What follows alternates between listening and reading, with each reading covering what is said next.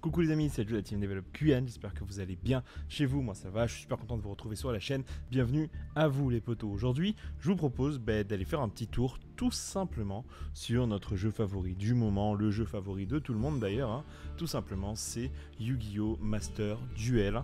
Alors aujourd'hui, je vous propose en fait de faire du contenu sur un deck qui m'a permis de reprendre Yu-Gi-Oh!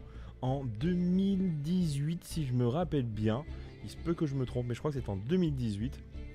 Dites-moi dans les commentaires si ça concorde. C'est le deck Monarch, les gars. Oui, c'est grâce à ce deck que j'ai repris Yu-Gi-Oh! En fait en 2018. C'est un deck que j'avais beaucoup aimé, parce que c'est un deck contrôle. Et du coup, ce deck-là m'avait beaucoup plu à l'époque.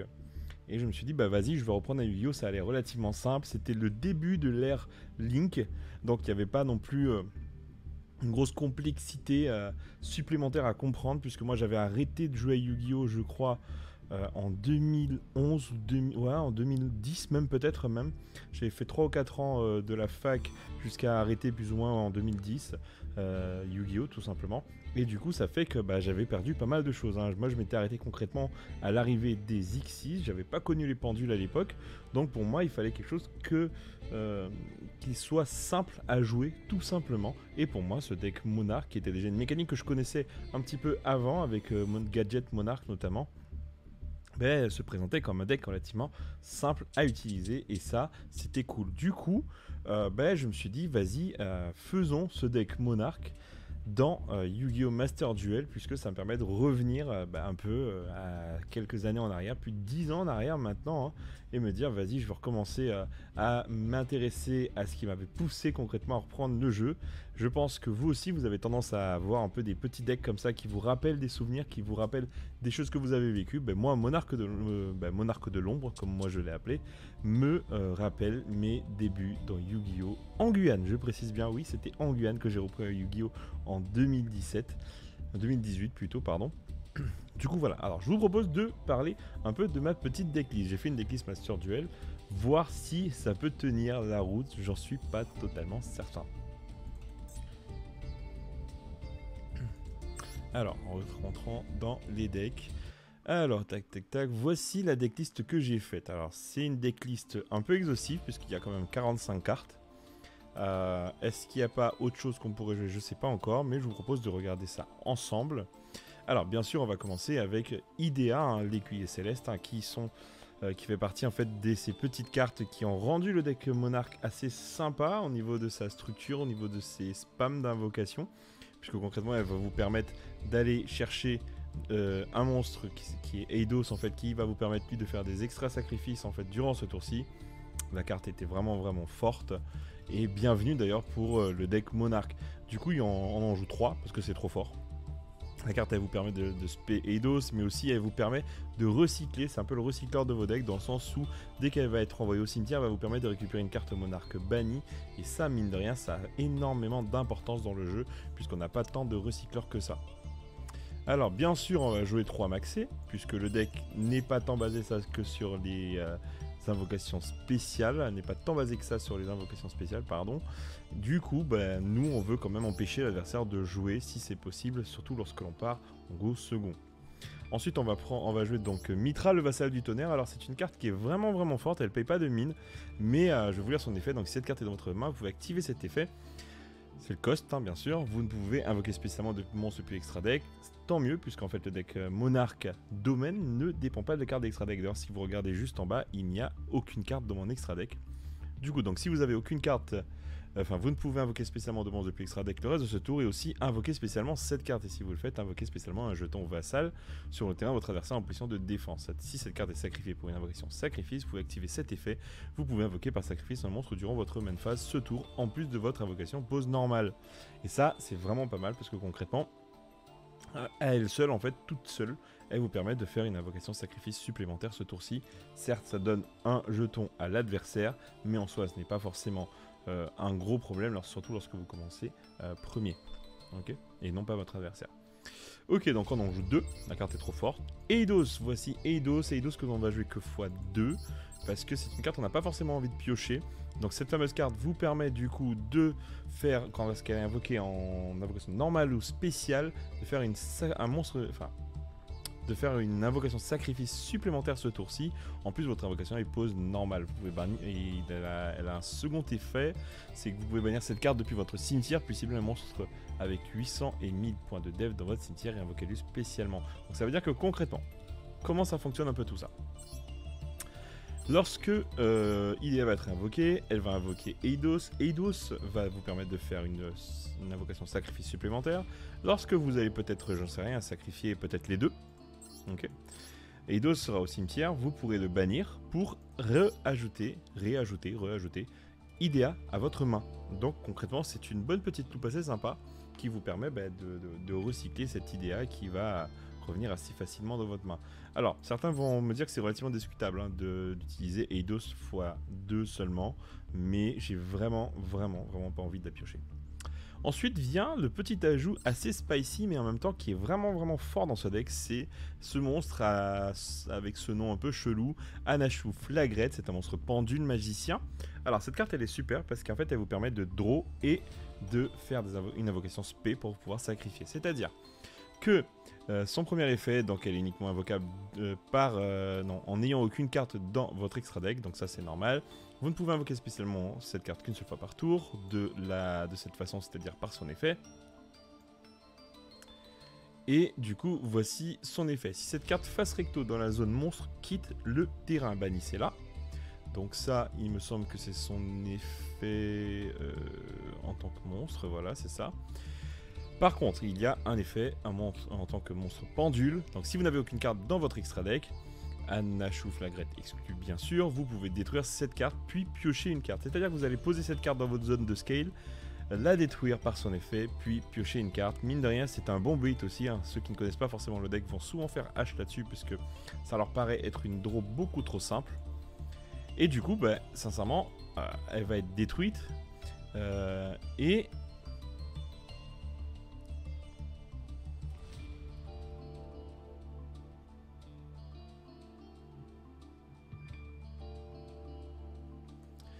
elle va être détruite et du coup, vu qu'elle va être dans votre extra deck, vous pourrez activer son effet pour pouvoir l'invoquer spécialement directement sur votre terrain, bien sûr, dans la zone Link, la zone monstre extra, puisque vous ne pourrez pas l'invoquer ailleurs. Hein. Ok, donc ça, c'est vachement fort, ça draw et ça permet d'avoir un monstre à invoquer, à sacrifier pour invoquer. Ensuite, on va jouer la carte spicy par excellence de ce deck, c'est le démon de la vanité, j'en joue 3. En tout cas, j'ai envie d'essayer d'en jouer 3. Pour l'instant, j'ai pas encore testé le deck, les gars, on va le tester ensemble.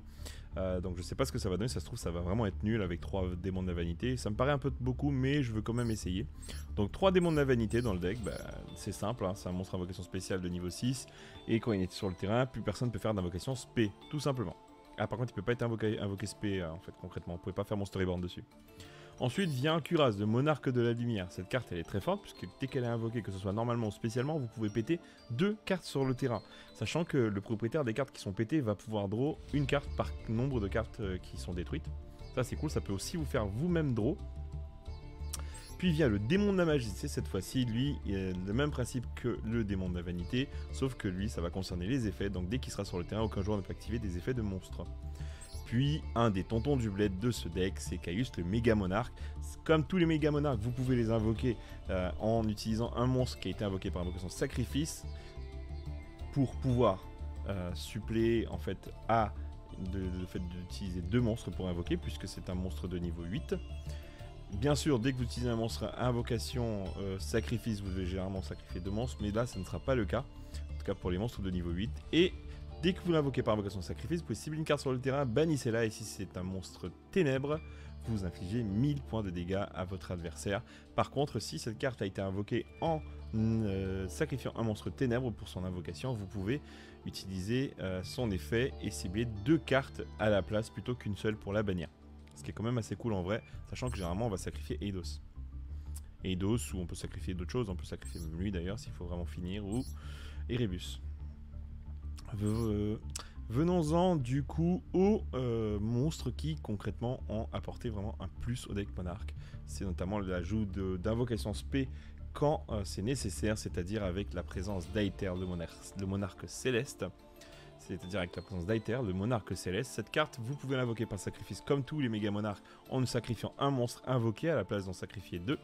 Si cette carte est invoquée par invocation sacrifice, du coup c'est la nouvelle mécanique, vous pouvez envoyer au cimetière 2 cartes magie ou pièges monarques de noms différents depuis votre main et ou deck, et si vous le faites, invoquer spécialement un monstre avec minimum 2400 et 1000 points de défense depuis votre deck, mais renvoyez-le à la main durant la end phase. Généralement ça vous permet d'invoquer Kuraz durant le tour de votre adversaire, je vais vous expliquer pourquoi. Durant le tour de votre adversaire pour pouvoir l'invoquer et du coup péter 2 cartes. Et pourquoi durant le tour de votre adversaire? C'est parce que son deuxième effet est possible. Si cette carte est invoquée, attends, c'est pas celle-là. C'est durant la même phase de votre adversaire. Si cette carte est dans votre main, vous pouvez bannir une carte magie ou piège monarque depuis votre cimetière immédiatement après la résolution de cet effet, invoqué par sacrifice cette carte. Donc concrètement, c'est un effet rapide comme c'est écrit là.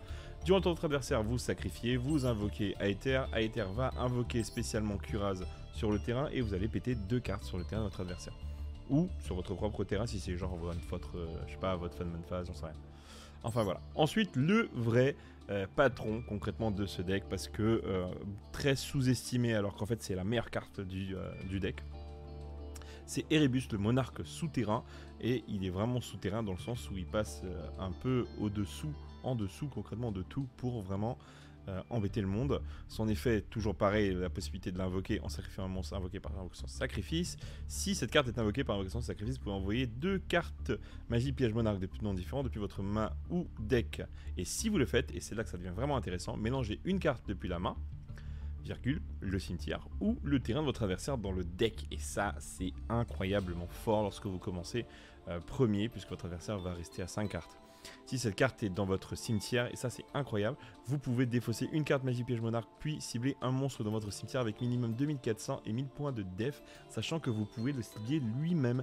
Et ça c'est un atout non négligeable lorsque l'on voit l'effet qu'il a, et c'est assez incroyable de pouvoir l'invoquer et le récupérer en plus aussi facilement.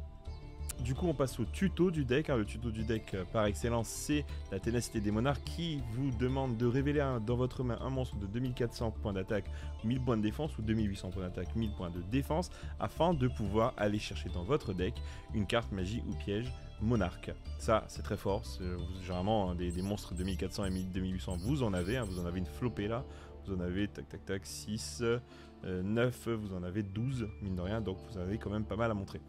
Donc concrètement cette carte elle vous permet de prendre quoi par exemple? Le panthéisme des monarques, la meilleure carte de tuto de draw concrètement, parce qu'en fait elle fait les deux de ce deck. Son premier effet vous permet d'envoyer une carte magie ou piège monarque depuis votre main au cimetière et de draw 2 cartes, ce qui est incroyable, c'est un pot des désirs bien simple dans ce deck. Son deuxième effet est d'autant plus incroyable pour ce deck, c'est-à-dire que vous allez la bannière de votre cimetière en cost, révélez 3 cartes magie ou piège monarque dans votre deck à votre adversaire, et votre adversaire en choisit une que vous ajoutez à votre main. Généralement vous allez révéler 3 mêmes cartes, comme ça vous êtes sûr d'ajouter la carte que vous voulez dans votre main.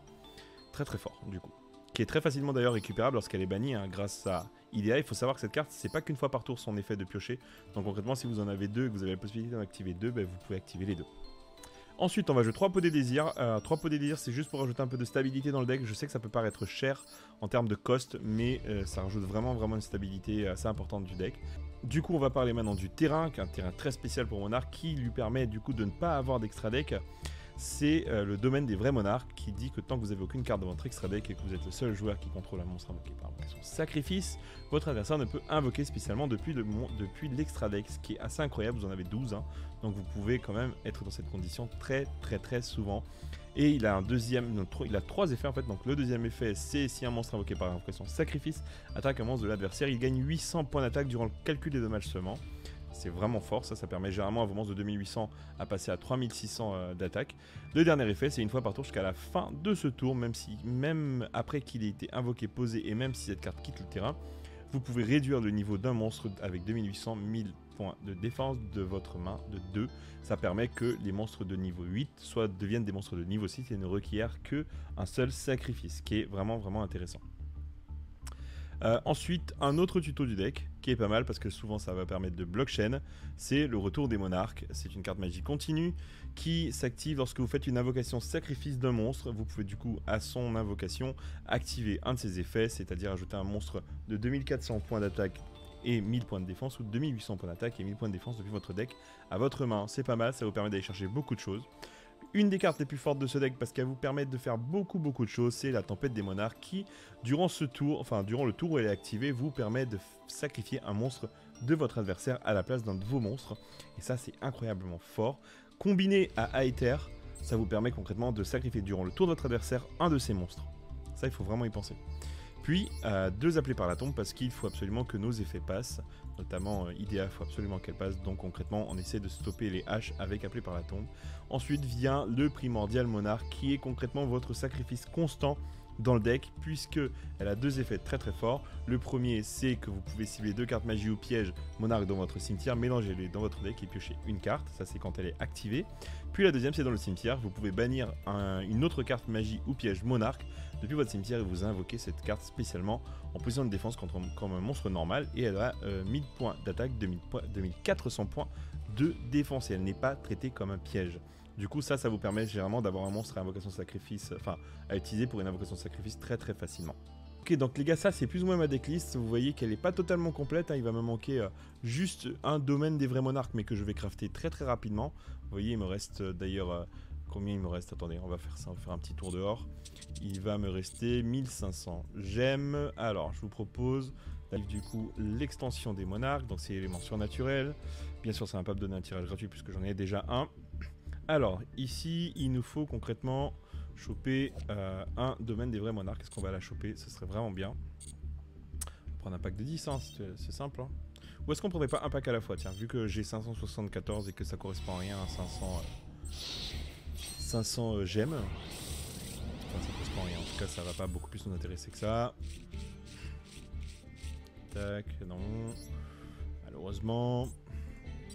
Tac. Allez, je pense qu'il y a moyen. Il y a moyen de l'avoir. En vrai, de la dernière fois que quand j'ai eu mon domaine, je l'ai eu comme ça en y allant au pif.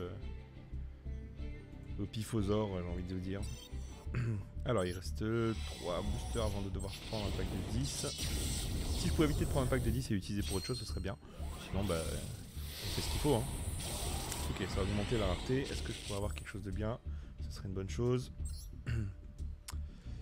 Eh ben non. Voilà, ça c'est un truc que je comprendrai jamais. Ça augmente la rareté, mais ça vous donne pas non plus quelque chose. Bon, ça m'a donné un Testalos, le méga monarque, à la rigueur.